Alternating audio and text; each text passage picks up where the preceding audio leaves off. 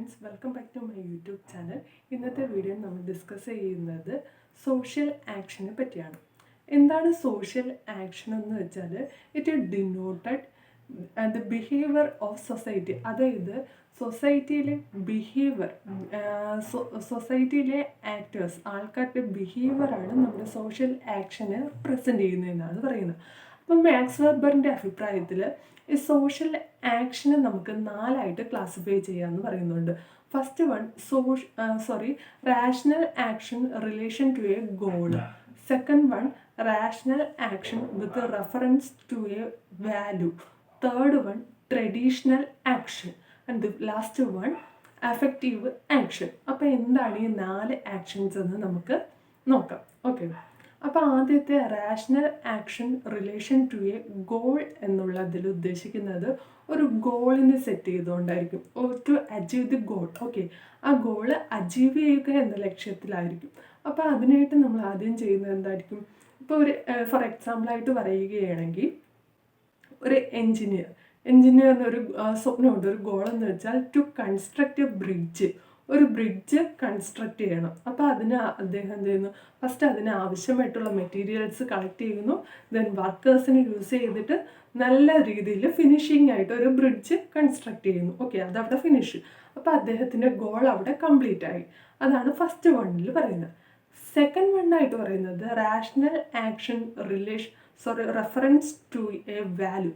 Value എന്ന് പറയുമ്പോൾ അതിലെന്താണ് ഉദ്ദേശിക്കുന്നതെന്ന് വെച്ചാൽ, ഇപ്പോൾ വാല്യൂ എന്ന് പറയുന്നത് ഓക്കെ, ഫോർ എക്സാമ്പിളായിട്ട് പറയുന്നത് നമ്മുടെ സോൾജിയേഴ്സ് അല്ലേ. സോൾജിയേഴ്സ് എന്ത് ചെയ്യുന്നു? നല്ല ഹോണറബിളായിട്ട് നമ്മുടെ രാജ്യത്തിന് വേണ്ടി അവരുടെ ജീവിതം തന്നെ ലേ ഡൗൺ ചെയ്യുകയാണ് അല്ലേ, സമർപ്പിക്കുകയാണ്. ഓക്കെ, അപ്പോൾ അത് നമുക്കൊരു എക്സാമ്പിളായിട്ട് പറയാം. വേറൊരു എക്സാമ്പിളായിട്ട് പറയുന്നത് for a student preparing for their exam plus അവരെന്ത് ചെയ്യുന്നു? പ്രയർ ഗോഡിനോട് പ്രാർത്ഥിക്കുന്നു. അപ്പോൾ ഇവിടെ ഈ സ്റ്റുഡൻറ്റ് പ്രിപ്പയർ ചെയ്യുന്നു അവരുടെ എക്സാമിന് വേണ്ടി. അത് എക്സാം എന്നുള്ളത് ടു എ ഗോൾ. ആ ഒരു എക്സാമിന് സക്സസ്ഫുള്ളി പാസ്സാവുക എന്ന് പറയുന്നത് ഒരു ഗോളാണ് അവരുടെ. ഇനി പ്രെയർ ചെയ്യുന്നു, ദൈവത്തിനോട് പ്രാർത്ഥിക്കുക എന്ന് പറയുന്നത് ഒരു വാല്യുവബിൾ ആയിട്ടുള്ള ഒരു കാര്യമാണ്. അത് സെപ്പറേറ്റഡ് ആയിട്ട്. ഓക്കെ, അതാണല്ലോ പറയുന്നത്. ഇനി തേർഡ് വണ്ണായിട്ട് പറയുന്നത് എന്താണ്? Traditional action. ട്രഡീഷണൽ ആക്ഷൻ എന്ന് പറയുന്നത് പരമ്പരാഗതമായിട്ട് നിലനിന്ന് അത് ഇൻഫ്ലുവൻസ് ചെയ്യുന്നത് ഒരു പ്രൊലോങ്ഡ് ടൈമിലുള്ള പ്രാക്ടീസ് ആയിരിക്കും. ഓക്കെ, ഫോർ എൽഡേഴ്സ്, ഇപ്പം നമ്മൾ ഗ്രീറ്റിംഗ്സ് ചെയ്യണം for elders to hold the hands അല്ലേ. നമുക്ക് മുതിർന്നതായിട്ടുള്ള ആൾക്കാർ വരുമ്പോൾ നമ്മൾ എന്ത് ചെയ്യുന്നു? കൈകൂപ്പി വന്ദിക്കുന്നു അല്ലേ. അത് നമ്മുടെ മേ ബി ഇറ്റ്സ് ഓൾമോസ്റ്റ് എല്ലാ ഇന്ത്യൻസിൻ്റെയും ഒരു സെക്കൻഡ് നേച്ചറായിട്ട് നമുക്കത് പറയാം. ഓക്കെ, പിന്നെ നമ്മൾ എടുക്കുകയാണെങ്കിൽ ഇപ്പം നമ്മുടെ ഫുഡ്, ഇന്ത്യയിൽ ഫുഡ് കഴിക്കുന്നത് കൈ യൂസ് ചെയ്തിട്ടാണ്. മറ്റ് രാജ്യങ്ങളിലാണെങ്കിൽ ഫോർക്കും നൈഫും ഒക്കെ യൂസ് ചെയ്തിട്ട് അത് ട്രഡീഷണലി ഉള്ള ഒരു ആക്ഷനാണെന്ന് പറയാം.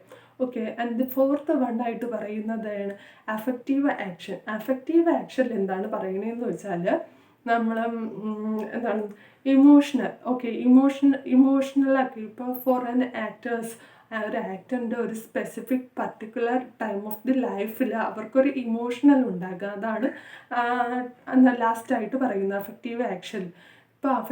ഇപ്പോൾ ഫോർ എക്സാമ്പിളായിട്ട് പറയുകയാണ്, ഇപ്പോൾ ഒരു ക്രിക്കറ്റ് പ്ലെയർ എന്താണ് കളിച്ചുകൊണ്ടിരിക്കുന്ന ടൈമിൽ പെട്ടെന്ന് അദ്ദേഹത്തിന് ഒരു വികാരപരമായിട്ടൊരു ദേഷ്യം വരികയാണ്. അങ്ങനെ ഈ ദേഷ്യം ഓപ്പോസിറ്റ് ടീമിലുള്ള ആളിനോട് അദ്ദേഹത്തിൻ്റെ ദേഷ്യം തീർക്കുകയാണ്.